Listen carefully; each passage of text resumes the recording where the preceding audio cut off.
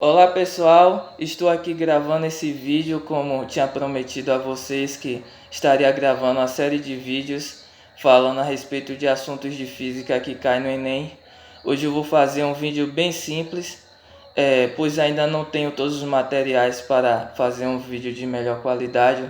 Eu já estou providenciando um quadro e outros materiais para fazer um vídeo melhor para vocês. Hoje eu vou estar falando a respeito do pensamento aristotélico e o seu estudo na mecânica. Antes de mais nada também eu gostaria de pedir desculpa caso você esteja ouvindo o som de uma música de uma casa que está um pouco distante aqui da minha, mas está com o som muito alto. Eu procurei um momento assim que estivesse fazendo mais silêncio, mas infelizmente aqui na minha cidade é um pouquinho difícil encontrar esse momento. Mas enfim, indo direto ao assunto, Aristóteles ele foi um dos principais pensadores da Grécia Antiga. Ele viveu por volta do século IV a.C. e ele foi um dos pioneiros no pensamento, no desenvolvimento do estudo da mecânica. O seu estudo ele não era experimental, ou seja, ele não se baseava em experimentos, mas ele se baseava na observação do cotidiano, das coisas que ocorriam no cotidiano. Por isso ele se mostrou um pensamento muito equivocado, que só foi refutado no século XVI depois de Cristo pelos experimentos de Galileu Galilei e de Copérnico. Bem, em um dos seus pensamentos, ele dizia que a Terra era o centro do universo e que os outros planetas estavam girando ao redor da Terra.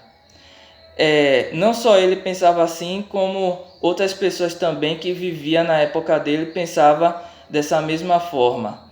E uma das explicações que ele utilizava para isso é que o homem era a criação perfeita de Deus e que como o homem reside na Terra, muito provavelmente a Terra aqui seria o centro do universo. Era também uma explicação religiosa que eles utilizavam na época. Outra explicação que Aristóteles utilizava era que ele dizia que um objeto ele tem a tendência a se manter em repouso. E ele só sairia desse repouso se fosse aplicada uma força, incidisse uma força sobre ele. E logo após acabar de incidir essa força, ele retornaria para o seu estado de repouso. Um exemplo só prático para você entender. Por exemplo, se eu empurrar aqui essa mesa. Se eu empurrar aqui essa mesa, ela vai começar a se movimentar.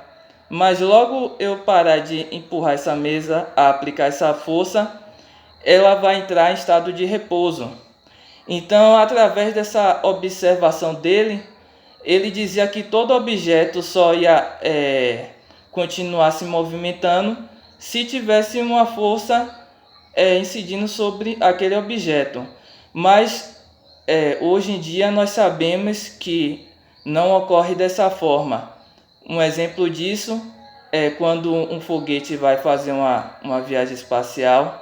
Ao ele já se encontrar no espaço e não ter nenhuma influência aqui da gravidade, ele desliga os motores e ele continua andando com a mesma velocidade que ele se encontra.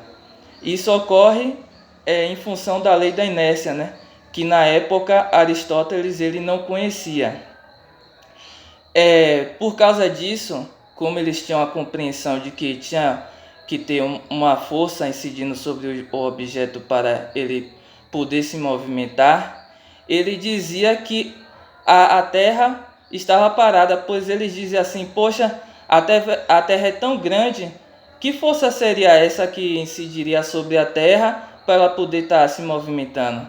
Aí você pode até se perguntar, mas o Sol é muito maior que a Terra. E ele dizia que o Sol também estava... O Sol estava se movimentando em torno da Terra. Mas você tem que parar para pensar que naquela época aqueles pensadores, aqueles filósofos, as pessoas não tinham uma noção exata do diâmetro da Terra, do diâmetro do outros planetas. Então, por isso, por eles acharem que a Terra era tão grande em relação a outros planetas, não seria possível ter uma força que se disse sobre a Terra para ela estar girando. Outro pensamento também, outra explicação que Aristóteles utilizava, era que, por exemplo, ele dizia: temos o passarinho que fica em cima das árvores. Nós vemos o passarinho descendo para pegar algum grão na terra para comer. Se a terra realmente estivesse girando, no momento que o passarinho saísse do alto da árvore para buscar o grão que está na terra, a terra teria se movimentado. Então, tanto a árvore como aquele grão já ia estar em outro lugar. Era como eles pensavam, né? Então, o passarinho nunca ia conseguir se alimentar. Ele usava essa explicação e ainda dizendo: como vocês são burros aqui, tá vendo que a terra está parada por causa disso. Era tipo como, por exemplo, eu aqui na minha casa, estou aqui parado, mas ficasse em pé, desse um pulo, na visão deles, no momento que eu desse esse pulo, a terra ia se movimentar, a parede que está aqui ao meu lado ia me dar uma pancada muito forte e acabar até me esmagando. Mas nós hoje sabemos que isso não vai ocorrer, né? E naquela época eles pensavam dessa forma. E hoje nós conhecemos várias coisas como a lei da inércia e outras coisas mais que traz toda uma explicação por detrás disso, né? Mas era a forma que Aristóteles pensava naquela época. Esses pensamentos de Aristóteles, eles perduraram por muitos anos.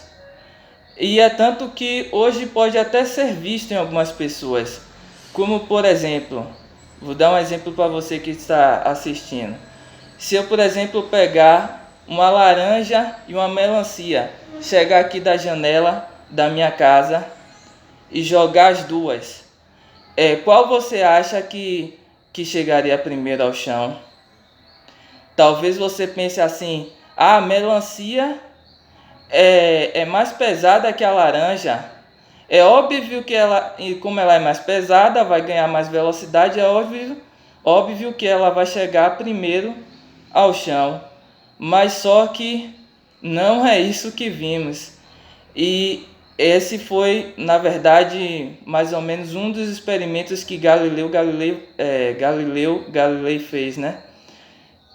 No alto da Torre de Pisa, e ele demonstrou que mesmo lançando dois objetos com peso diferente, ele chegaria no chão ao mesmo momento. Mas eu vou deixar esse assunto para outro vídeo que eu vou gravar. Eu espero que vocês tenham gostado desse vídeo. Valeu!